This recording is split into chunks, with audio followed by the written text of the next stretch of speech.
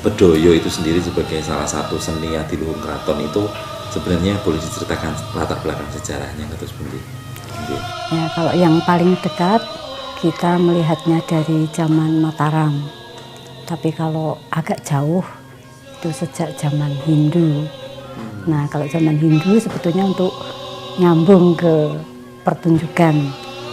Ini khususnya di keraton memang agak jauh karena itu, tapi ada kaitannya. Artinya bahwa Bedoyo itu merupakan kaitan dengan candi-candi, itu kan ada dewi-dewi yang sebagai penari di candi-candi dan selalu di dalam event-event yang ritual. Itu ada pengaruhnya di India juga begitu, ya di sini di candi-candi. Tetapi kan kelihatannya masuk ke seni pertunjukan itu agak jauh. Tetapi kalau di zaman Mataram, menurut Serat Wedo Pratonggo, itu sejak zaman Sultan Agung itu diciptakanlah Bedoyo yang jumlah penarinya itu 9. Kita mengenal bahwa Bedoyo yang tertua yang kebetulan diwarisi oleh Keraton Yogyakarta itu adalah ciptaan Kanjeng Ratu Kidul. Itu tokoh mitos sebagai Dewi Laut. Konon ada hubungan yang secara magis ya, antara Ratu Kidul dengan Raja Mataram. Itu sebenarnya sejak Panembahan Senopati. Nah, itu pintu pertama. Nah, kemudian Sultan Agung kebetulan juga mewarisi hal semacam itu. Nah, setelah diwarisi akhirnya sering ada pertemuan, apakah itu di Laut Selatan ataukah itu Kanjeng Ratu Kidul yang berkunjung ke Mataram. Nah, akhirnya pada suatu saat Sultan Agung ke Laut Selatan ditunjukin, ini ada sebuah tarian indah sekali. Nah, itu benarnya jumlahnya 9. Nah, akhirnya oleh Sultan Agung dibuatkanlah iringannya. Nah, waktu itu kan ada tokoh-tokoh yang hebat seperti Sunan Kalijogo dan sebagainya. Nah, itu membuat iringannya. Nah, jadilah seperti kata Babat Sultan Agung. Tarian itu kemudian diberi nama Bedoyo Semang.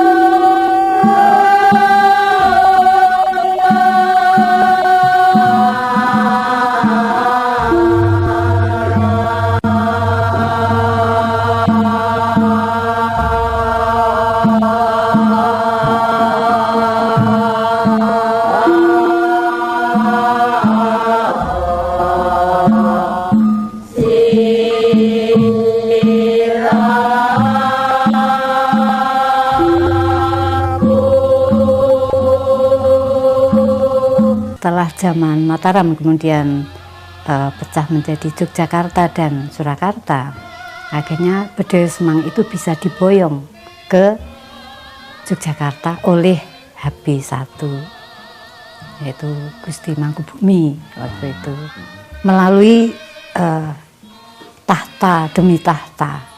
Jadi, akhirnya setiap tahta meskipun bisa mewarisi Bedoyo Semang itu, tapi selalu ingin eksis dengan apa yang menjadi keinginannya. Akhirnya tumbuh Bedoyo-Bedoyo yang lain yang menginduk pada Bedoyo Semang itu. Termasuk Bedoyo Sabto itu pada zaman HB ke-9.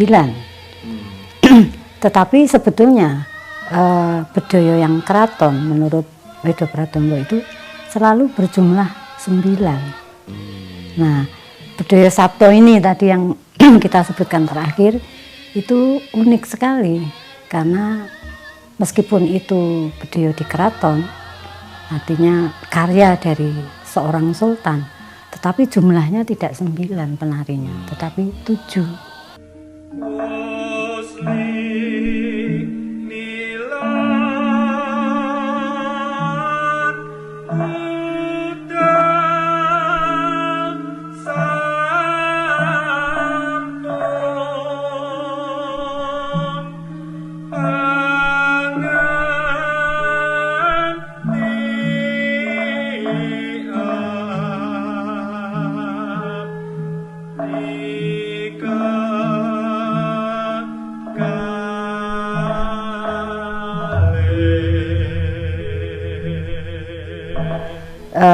Kita tahu bahwa Bedoyo yang 7 jumlahnya biasanya itu Bedoyo yang dibuat oleh para pangeran.